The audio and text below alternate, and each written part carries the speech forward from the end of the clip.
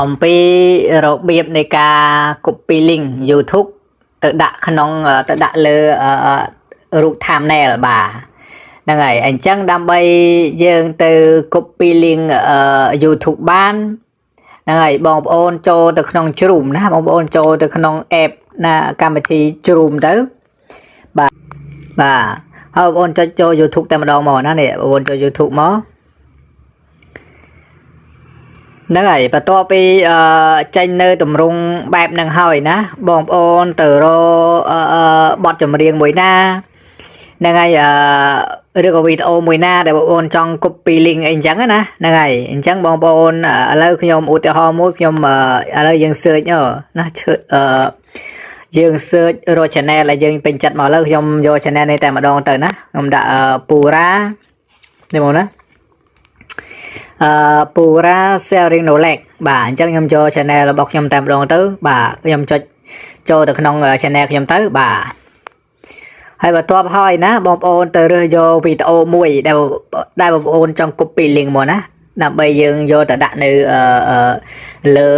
រូប thumbnail របស់យើងបងប្អូនណាហ្នឹងហើយឥឡូវខ្ញុំយកវីដេអូនេះតែម្ដងទៅបាទនេះបាទយើងចុចចូលទៅលើក្នុងវីដេអូទៅបាទហ្នឹងហើយពុកម៉ែបងប្អូនអរគ្នាខ្ញុំសូមបិទសំឡេងជៀសវាងកុំឲ្យវានៅជាប់នៅ copyright ពុកម៉ែបងប្អូនអរគ្នាហ្នឹងហើយចូលទៅកាន់វីដេអូហើយណាបងប្អូនអូមកក្រមកបងប្អូនអូទៅខាងឆ្វេងដៃបាទអូទៅឆ្វេងទៅបងប្អូនទៅរកពាក្យថា share ណានេះបងប្អូនណាបងប្អូនមើលពាក្យថា share នេះទៅបន្តបងប្អូនចុចពាក្យ share ហ្នឹងទៅបាទអញ្ចឹងបន្ទាប់ពីចុចពាក្យ share ហើយណាបងប្អូនមើលត្រង់នេះណាបងប្អូននេះដាក់ copy បាទអញ្ចឹងបងប្អូនចុចពាក្យថា copy ហ្នឹងទៅបាទអញ្ចឹងបន្តបងប្អូនចុចពាក្យថា copy ហើយណាបងប្អូន back បាទបងប្អូនបិទវាទៅហើយបងប្អូនចូលទៅក្នុង channel ចូលទៅក្នុងទៅកាន់ channel របស់យើងបងប្អូនហ្នឹងហើយបងប្អូនចូលក្នុង YouTube បាទហ្នឹងហើយបន្តបងប្អូនចូលទៅក្នុង YouTube ហើយបងប្អូនចុចចូលលើ channel យើងតែម្ដងមកបាទហ្នឹងហើយខ្ញុំចុចទៅលើរូប channel profile របស់យើងទៅហ្នឹងហើយបន្តបញ្ចុច profile របស់យើងបងប្អូនមើលត្រង់ពាក្យនេះណាគេដាក់community បាទ community ហ្នឹងទៅបងប្អូនចុចលើហ្នឹងទៅហ្នឹងហើយបន្ទាប់បងប្អូនអូនមកក្រមកបាទនេះបងប្អូនណាយើង copy មកដាក់ទៅនៅលើរូបភាព thumbnail ហ្នឹងអញ្ចឹងបងប្អូនចូលទៅ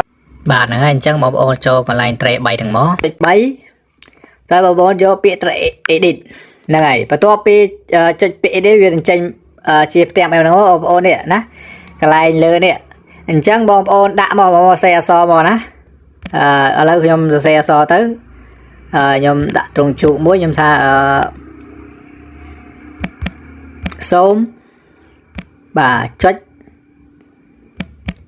សូមចុចត្រង់នេះបាទសូមចុចត្រង់នេះហ្នឹងហើយសូមចុចត្រង់នេះចឹងទៅដើម្បីមើលវីដេអូរបស់យើងនេះបងណាហ្នឹងហើយឥឡូវយើងបន្ទាប់ពីយើងបានសរសេរអក្សរហើយណាបងប្អូនស្កត់ឡើងឲ្យជាប់អូចុចស្កត់ឲ្យជាប់ទៅហ្នឹងហើយបន្ទាប់ស្កត់ជាប់បើលុតចេញមើលចេញជា file tool បែបនេះមកបងប្អូនចុចពាក្យថា path ទៅហ្នឹងហើយបាទអញ្ចឹងបន្ទាប់ពីចុចពាក្យ path ហើយបងប្អូនមើលត្រង់ចំណុចខាងលើណាខាងលើនេះចំណុចលើទៅខាងស្ដាំដៃដាក់ពាក្យថា post បាទអញ្ចឹងបងប្អូនគាត់ចុចពាក្យ post ហ្នឹងទៅបាទហើយបងប្អូនឥឡូវរបៀប copy link មកយើងគឺបានហើយបងប្អូនហ្នឹងហើយបើសិនបងប្អូនបានទស្សនាវីដេអូខ្ញុំមកសូមបងប្អូនជួយចុច subscribe channel របស់ខ្ញុំម្នាក់មួយទៅ